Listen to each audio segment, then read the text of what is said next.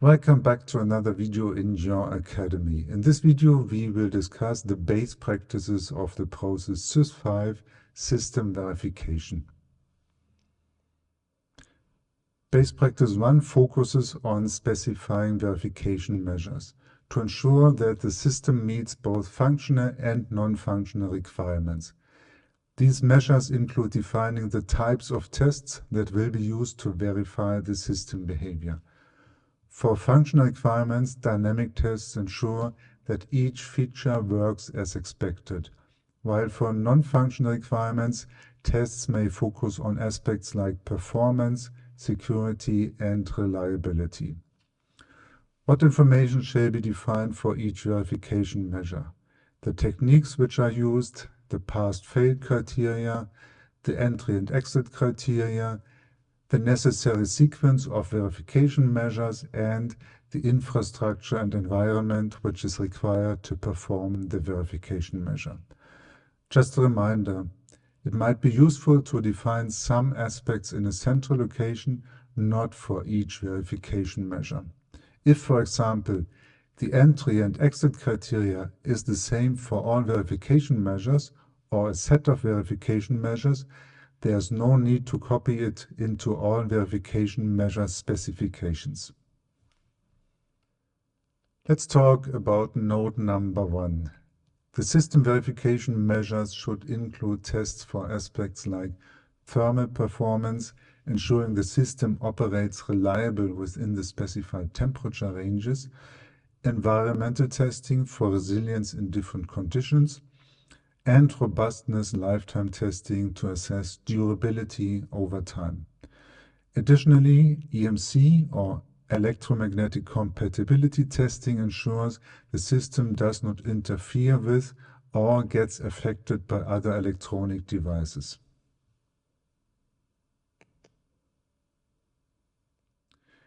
Base practice 2, select verification measures.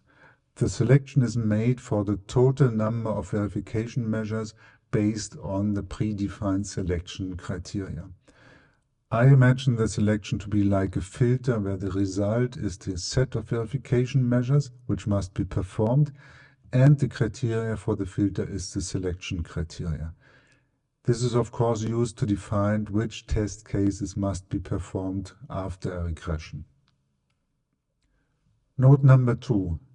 The selection criteria for system verification measures can include factors such as the prioritization of requirements, the need for regression testing due to changes in system requirements, and the intended use of the product, for example, test bench, test track, or public road. These criteria help to determine which test cases must be performed to ensure the system's reliability and safety in its intended environment. In base practice 3, we focus on performing the verification of the integrated system. At this stage, the system has been fully assembled and it's time to use the selected verification measures. During this activity, each test must be executed according to the plan, and the system's performance is evaluated against expected outcomes. It's important to record the results for each test, which includes logging whether the system passed or failed each specific verification measure. Along with the pass-fail status, any relevant data should be captured. If the results deviate from what was expected, the process doesn't stop here. The issue must be documented, analyzed, and reported. In cases where the test fails, follow the guidelines outlined in Sub 9 for handling deviations. Sub 9 provides a framework for addressing these discrepancies, which may include determining the root cause and deciding on corrective actions. Base practice 4, ensure consistency and establish bidirectional traceability. To achieve this, every verification measure must have a trace to the corresponding system requirement, and the verification results must have a trace to the respective verification measures. This is usually done by inserting IDs or by using a defined naming convention. The consistency is typically checked using the review method, which compares the verification measure on one end with the system requirement on the other end. And base practice 5, summarize and communicate results. The results of the execution of the verification measures for the system verification shall be aggregated to an appropriate level and communicated in a comprehensive way. Possible stakeholders can be the project management, quality assurance, or even the customer if this was agreed.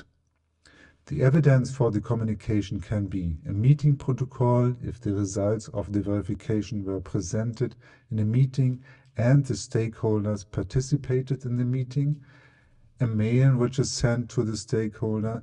This mail must be stored in a place where it is accessible even if the person who sent the mail is not part of the project or organization anymore. Another evidence can be a review protocol of the test report, which contains the results of the verification measures. This concludes our journey through the processes on system engineering. Congratulations on completing this module. I hope you gained valuable knowledge that will help you on your journey to become a better assessor or coach. I look forward to seeing you in the next module. Until then, see you there.